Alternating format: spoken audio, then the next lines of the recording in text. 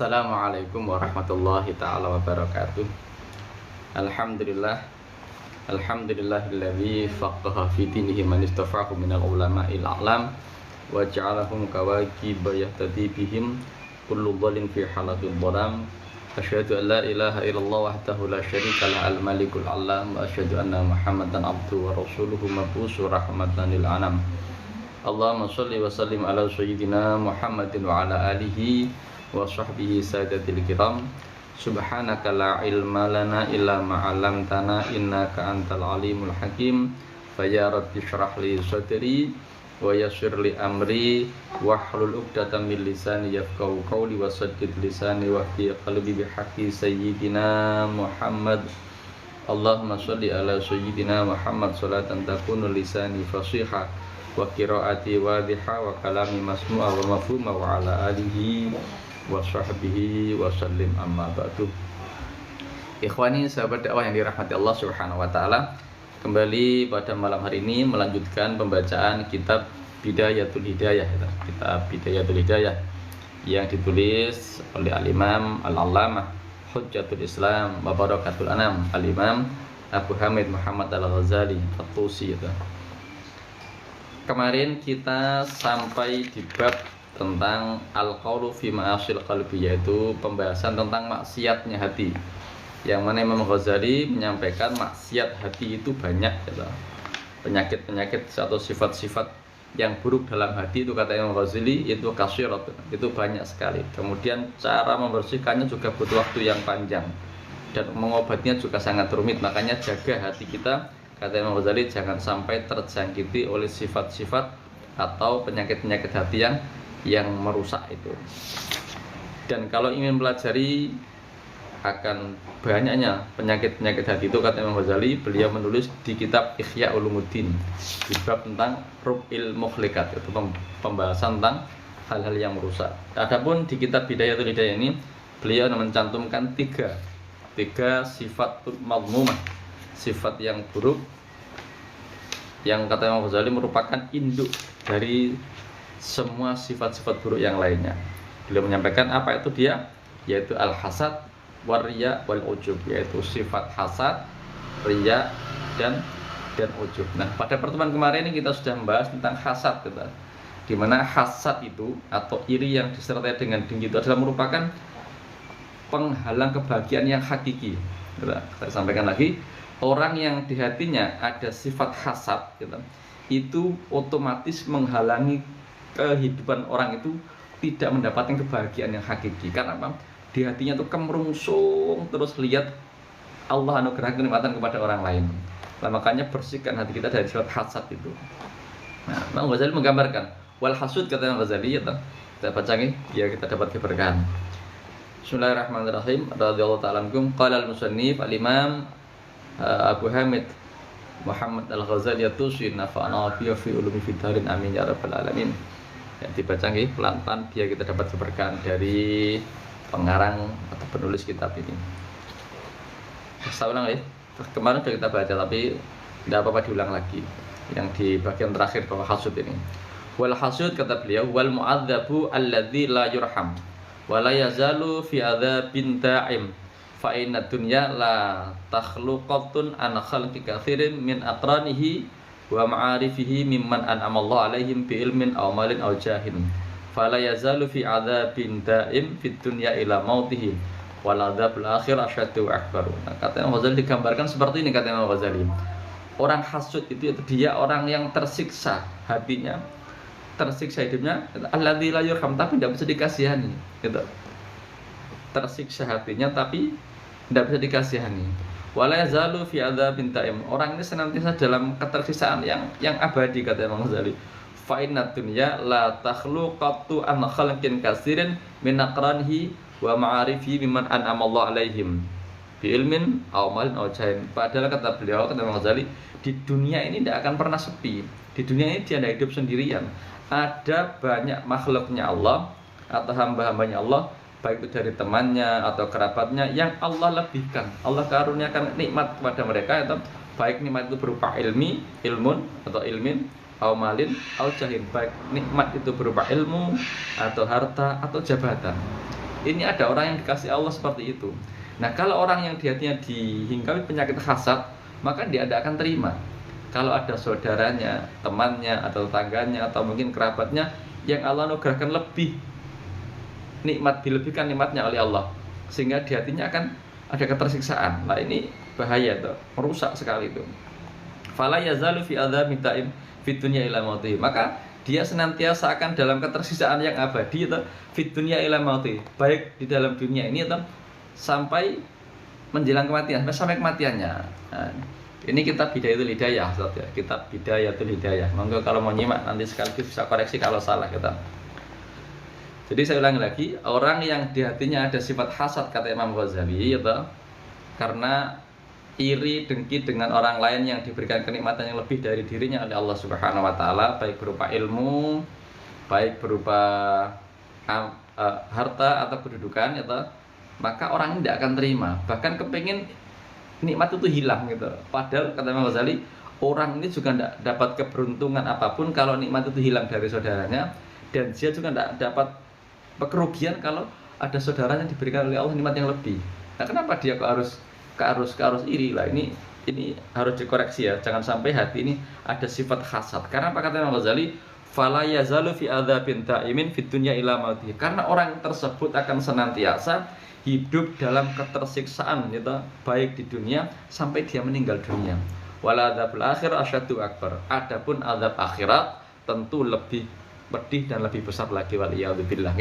Nah, kita diingatkan betul oleh Imam Ghazali, jangan sampai kita ini terhinggapi penyakit atau sifat yang buruk yang namanya hasad atau iri yang disertai dengan dengki ya, ya. Kita Bidayatul Hidayah yang ini insyaallah live-nya pada maghrib kita sampai nanti waktu Isya.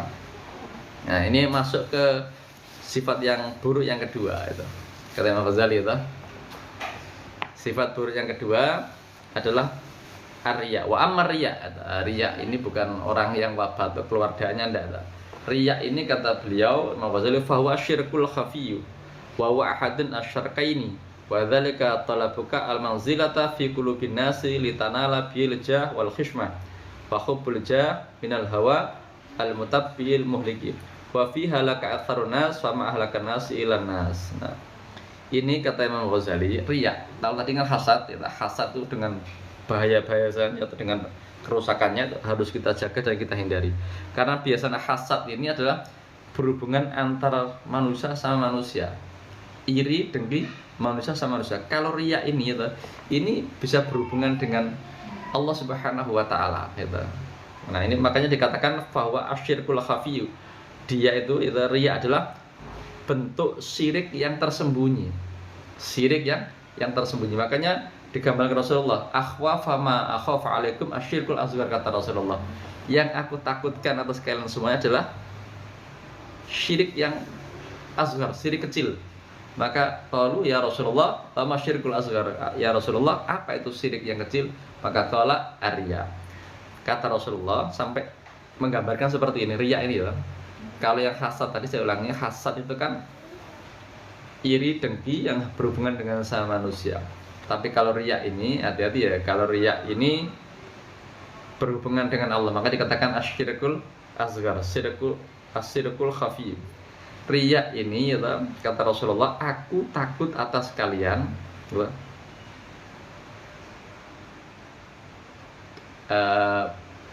seperti ini mungkin kurang lebih itu. Akhwafa ma akhafa alaikum. Yang aku khawatirkan dari apa yang aku takut atas kalian adalah asyirkul asghar, kesirik yang kecil. Syirik kecil ini walaupun kecil itu, tapi kalau yang mas syirik itu termasuk tetap dosa besar gitu. Sekecil-kecilnya syirik itu sebesar-besarnya dosa selain syirik gitu. Makanya tadi itu riya ini lah. Apa itu syirik gitu? Asyirku khafiyyu, yaitu syirik yang tersembunyi. Wa huwa ahadul syirkaini, dan dia syirik riya ini termasuk salah satu dari dua syirik, karena ada syirik yang akbar, syirik yang sungguhnya, yaitu orang yang menyembah langsung menyata dengan amal dan perbuatan, yaitu menyembah selain Allah, itu syirik yang kabir, syirkul kabir. Adapun syirik yang kecil ini adalah riya itu. Wa dzalika talabuka al-manzilata fi qulubin nas litanala bi al-ja wal khishmah, yaitu dia yang mencari kedudukan manzilata, kedudukan di hati manusia dengan supaya untuk mendapatkan dari perbuatan syiriknya, di perbuatan riyaknya itu adalah supaya apa ya? Dengan kedudukan atau dengan kehormatan, kedudukan dan kehormatan. Simpati maknanya, khismah itu simpati, mencari simpati manusia. Jadi syirik ini atau riya ini adalah orang yang mencari simpati dari manusia itu. Wadzalika talabuka yaitu orang yang mencari al-manzilatu, kedudukan fi qulubin di hati manusia atau untuk mendapatkan kedudukan dan simpati. Maknanya seperti ini, bahasa gampangnya kan. Orang yang berbuat kebaikan yang dalam pandangan manusia itu seolah-olah dia itu orang soleh, seolah-olah dia itu orang ahlul ilmu, seolah orang-orang itu ahli sedekah, seolah orang-orang itu ahli zikir. Padahal yang dilakukan itu dia kepengen mendapatkan pandangan manusia dan yang tadi itu, biar dianggap ahli zikir, ahli sedekah, ahli ilmu, dan ahli ibadah. Nah, itu yang dinamakan syirik. Jadi ibadahnya, amaliyahnya itu bukan semata-mata karena Allah Subhanahu wa Ta'ala, tapi kepengen apa? Kepengen tolabuka mauzilata fi qulubin nas, kepengen mencari kedudukan di mata manusia, kepengen dipandang manusia, atau baik melalui kedudukan ataupun simpatinya. Wa hubul jahi minal hawa al-mutabi muhlaka, dan mencintai kedudukan karena hawa nafsu itu merusak itu. Mencintai kedudukan yang menuruti hawa nafsunya itu merusak. Wa fihi halaka atarnas fama ahlakan nas illa annas. Nah, makanya kata Imam Ghazali, memang kebanyakan manusia itu rusak itu ya karena manusia itu sendiri gitu. Manusia itu rusak dikarenakan manusianya itu sendiri gitu. Padahal kalau dia mau ikhlas beramal gitu, amalnya itu murni, mukhlis karena Allah Subhanahu wa Ta'ala, tidak usah pengen dipandang manusia, biarkan manusia memandang apapun kepada amaliyah kita gitu. Itu tidak penting gitu. Kita tuju aja Allah Subhanahu wa Ta'ala. Perkara manusia memuliakan kita dengan menganggap kita orang alim, orang soleh, orang ahli zikir, orang ahli sedekah, itu biarkan.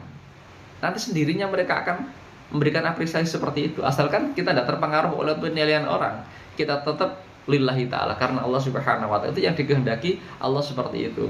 Nah, orang-orang yang riya tidak seperti itu. Orang-orang yang riya ini seolah-olah amalnya karena Allah Subhanahu wa Ta'ala, seolah amal-amalnya karena lillah, hanya karena Allah Subhanahu wa Ta'ala, tapi dalam hatinya tidak. Dalam hatinya karena kepengen mencari kedudukan di mata manusia supaya mendapatkan kehormatan, mendapatkan apresiasi, mendapatkan simpati, sehingga dianggap sebagai orang-orang yang ahli sedekah, orang-orang yang ahli ilmu, orang-orang yang ahli amal, orang-orang yang ahli zikir. Nah, ini orang-orang yang riya seperti itu. Nah, amalan seperti ini berbahaya sekali, kan yang dirahmati Allah. Amalan seperti ini tidak diapresiasi sama sekali oleh Allah Subhanahu wa Ta'ala. Bahkan Allah sangat benci orang yang beramal bukan karena Allah Subhanahu wa Ta'ala, bukan karenanya. Allah sangat, makanya dikatakan asyirkul asghar, asyirkul khafi, bagian dari syirik yang kecil atau syirik yang tersembunyi. Nah, kelanjutannya kata Imam Ghazali radhiyallahu anhum, wala an safa asarun nas la alimu anna aktsara ma hum fihi minal ulum wal ibadat fadlan an a'malin a'dad. Nah, ini kata Imam Ghazali, kalau kita mau sadar dan angan-angan, kata Imam Ghazali itu, kebanyakan manusia itu banyak yang mengetahui gitu. La alimu, sungguh banyak yang mengetahui gitu. Banyak yang tahu gitu. An aktsara ma hum fihi minal ulum wal ibadat fadlan an a'malin a'dad gitu. Bahwasanya dalam amal keseharian ini itu, baik dari belajarnya, nuntut ilmunya, baik dari ibadatnya itu, dalam amal keseharian itu mereka tidak membawa itu amal itu semata-mata karena Allah, melainkan apa?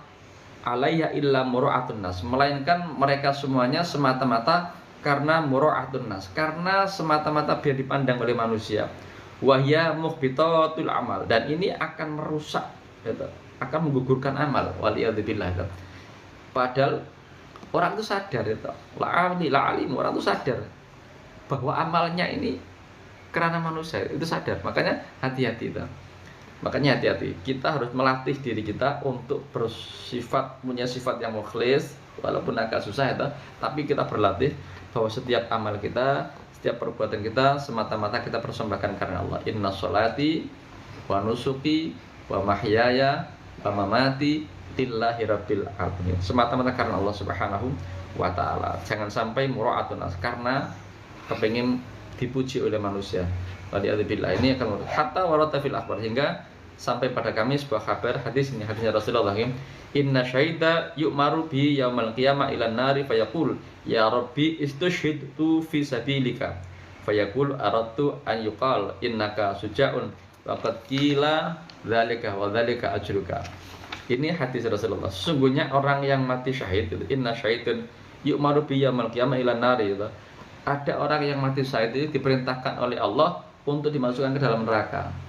Orang yang mati syahid protes, ya Rabbi, ya Tuhanku, ya toh, istashhidu fi sabilika, aku syahid, aku mati syahid ini di jalan agamamu ya Allah, memperjuangkan agamamu. Maka fayuqalu aratu, maka Allah berkata, innaka syuja'un, ndak, kamu karena kepengen dianggap pemberani. Nah ini hati-hati, orang yang mati syahid saja itu, di pandangan manusia dia mati syahid saja, dia milki kiamah, Allah suruh memasukkan dia ke dalam neraka. Orang ini protes, ya Rasul, ya Allah, wong aku mati syahid perang di jalan agamamu. Maka Allah berfirman, berkata kepadanya, enggak, innaka syuja'un, kamu sesungguhnya kepingin dianggap sebagai orang yang pemberani. Waqad qila, maka dikatakan dzalika ajruka, maka itu ya, yaitu pahalamu, itu balasanmu, kamu dapat apresiasi dari manusia sebagai orang pemberani, maka cukup itu, gitu.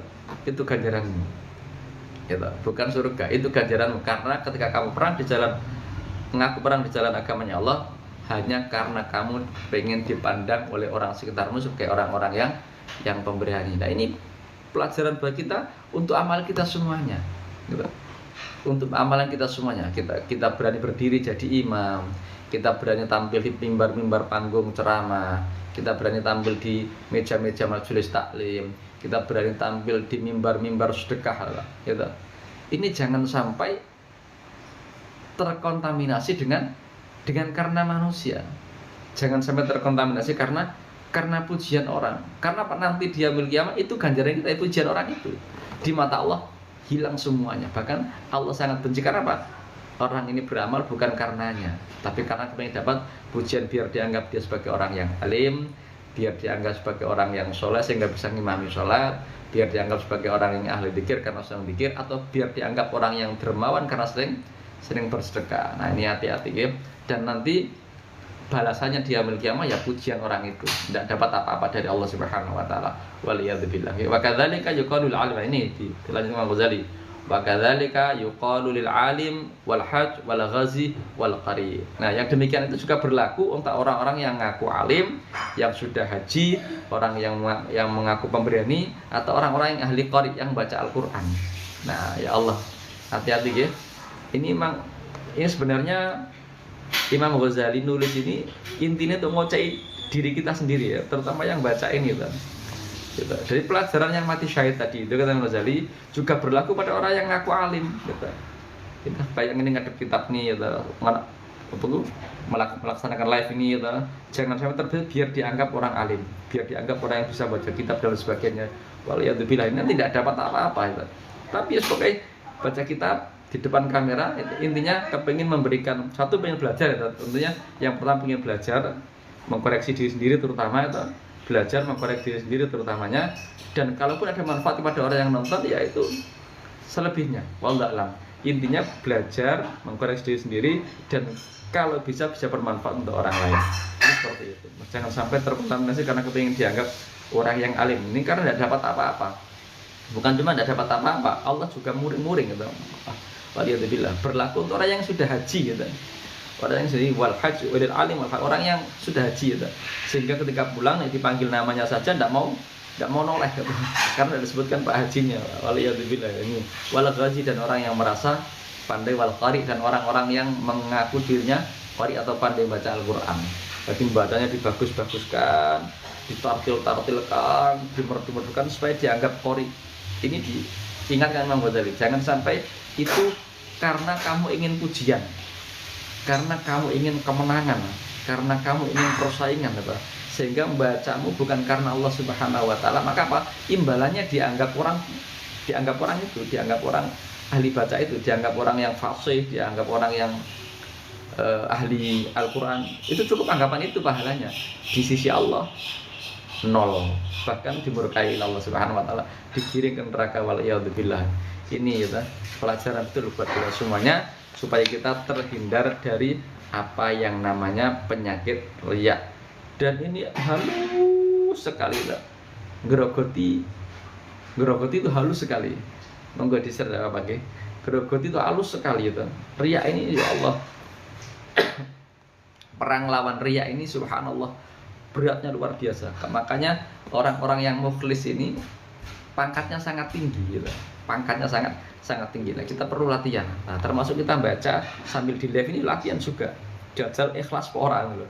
Jajal ikhlas pendak. Nah, ini juga latihan juga. Karena untuk menghilangkan sifat riya dari hati manusia atau dari hati kita itu subhanallah luar biasa itu susahnya. Nah, kita bermohon kepada Allah. Nas'aluka salamah fiddin wa dunya wal akhirah. Dijauhkan dari sifat riya, dijauhkan dari sifat hasad yang merusak. Nah, itu mungkin itulah malam ini insyaallah kita lanjutkan untuk besok di pembahasan tentang al-ujub wal kibir wal fakhr, yaitu tentang ujub dan membanggakan diri. Ini sifat yang merusak juga itu. Tadi kita sudah menyelesaikan di bab tentang hasad. Hasad ini biasanya hubungan kita sama manusia, iri yang disertai dengan dengki atas kenikmatan yang Allah berikan kepada orang lain, gitu. Itu hasad. Hilangkan hati kita dari sifat hasad, karena orang yang hasad ini otomatis akan merusak kebahagiaan dirinya. Dan perusak kebahagiaan yang hakiki adalah orang tertanam dalam dirinya sifat yang hasad. Alhamdulillah. Kemudian yang berhubungan dengan Allah, hati-hati, gitu. Riya, yaitu orang yang beramal yang karena kepingin mendapatkan pujian, kepingin mendapatkan pandangan di mata manusia. Ini hati-hati. Ini Allah sangat benci, bahkan diklasifikasikan sebagai asyirkul asghar atau asyirkul khafiyu, syirik yang kecil. Sekecil-kecilnya syirik itu sebesar-besarnya dosa selain syirik. Waliyadzubillah.